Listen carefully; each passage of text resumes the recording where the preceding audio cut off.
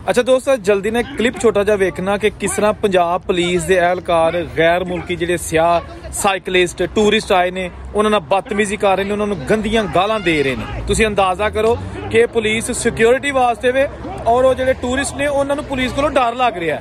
अंदाजा करो। आप पहला सुनो।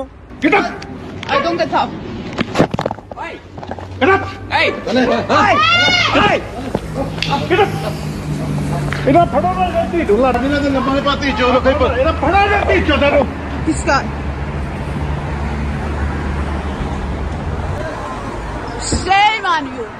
Shame on you! Shame on you! Okay, use it! Shoot me! यानी टूरिस्ट बरामदे में बैठे कुछ खा रहे हैं और उनको गंदी गालियां दे के कह रहे हैं यहाँ से उठ जाओ।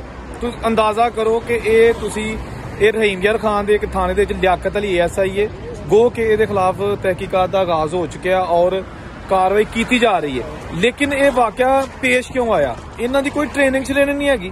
ये हराम खान ही गिजे ने इस तरह दी कालियां भेजा पुलिस डिपार्टमेंट दे जड़ियां मुल्क नूं बदनाम कर दियां ने पईयां हैं। बहुत अच्छे पुलिस वाले साडी पंजाब पुलिस मौजूद ने और IG साहब जिहड़े मौजूदा ने डॉक्टर साहब ये तो इन्ने को अच्छे बंदे ने कि इन्होंने तो जनाब हर बंदे नूं सीने नाल लाया। लेकिन डॉक्टर साहब इहो जिहे बिजां दा कोई इलाज नहीं हैगा। खुदा दे वास्ते पाकिस्तान की बदनामी का बायस बनते हैं। असीं बाहर बैठे हैं, सिर्फ फ्रांस बैठे हैं और इत्थे पूरा असीं प्रोटोकॉल लैके बैठे हैं। लेकिन इन्हां बिजां दा कोई इलाज करो, ठीक है ना। इन्हां नूं निशानी इबरत बनाओ। इन्हां नूं ये ना आखो कि बीमार ने। जिस तरह कि तुसीं किसी नूं मिलदे हो पुलिस वाले ते उहनूं फिर आशत नहीं जे बीमार है साइकोलॉजिकल इन्हूं कोई प्रॉब्लम है।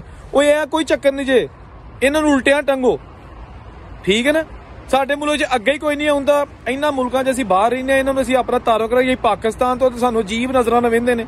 ते रही गई ਇਹ ਜਿਹੜੀਆਂ वीडियो वायरल होईयां ने इन्हां ने पाकिस्तान नूं बड़ा बदनाम कीता जे। पाकिस्तान पंजाब पुलिस जिहड़े विच चंगे अफसर ने उन्हां दी भी खाक च मिट्टी मिलाती है, इज्जत खाक च मिलाती। यार की मेरे को हुण लफ्ज़ अगे पीछे निकलते ने पे इन्नी मैनूं टेंशन इन्नी मैनूं आवाज़ारी आ रही है। यार हद हो गई है। बीबी ने इन्हां नाल एहतजाज कीता कि तू साडे वाल क्यों पुट के ते सानूं तू मतलब बेइज्जत कीता ते अगों ते गन तां लई। अरे को तुसीं Shame on you! Okay, use it! Shoot me! Shoot me! देखिया ना, यानी वो एहतजाज कर रही है क्योंकि पुलिस वाले ने उन्होंने वाल पुट्टे ने, लेकिन वो तो गन तान ली है कोई गल करने वाली।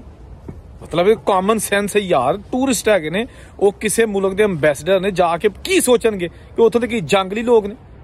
मतलब समझ नहीं आ रही मैनू कि ये क्यों इस तरह के वाकयात रूनमा होंदे ने।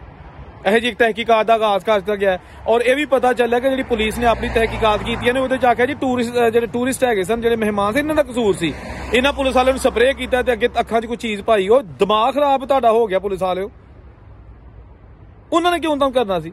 वो तो बड़िया सिविलाइज कौमां ने किसी ने जान के छेड़दियां नहीं।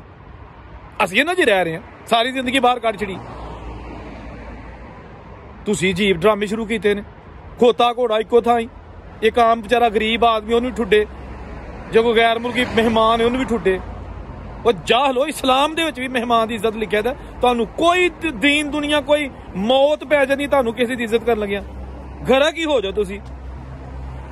बहुत मैनूं गुस्सा तुहाडे ते जिहड़ियां बिजां बैठियां ने पंजाब पुलिस दे विच। बड़े बड़े अच्छे अफसर ने, बड़े बड़े अच्छे पुलिस वाले ने, लेकिन बिजां दी जानियां ना इन्हां नूं मैं रगड़ा देंगा चंगा ताकि इन्हां नूं बरतरफ किया जाए, निशानी इबरत बनाया जाए, ठीक है ना। वीडियो ज्यादा से ज्यादा शेयर करो ताकि यह बिजां बेनकाब होन। अल्लाह हाफिज।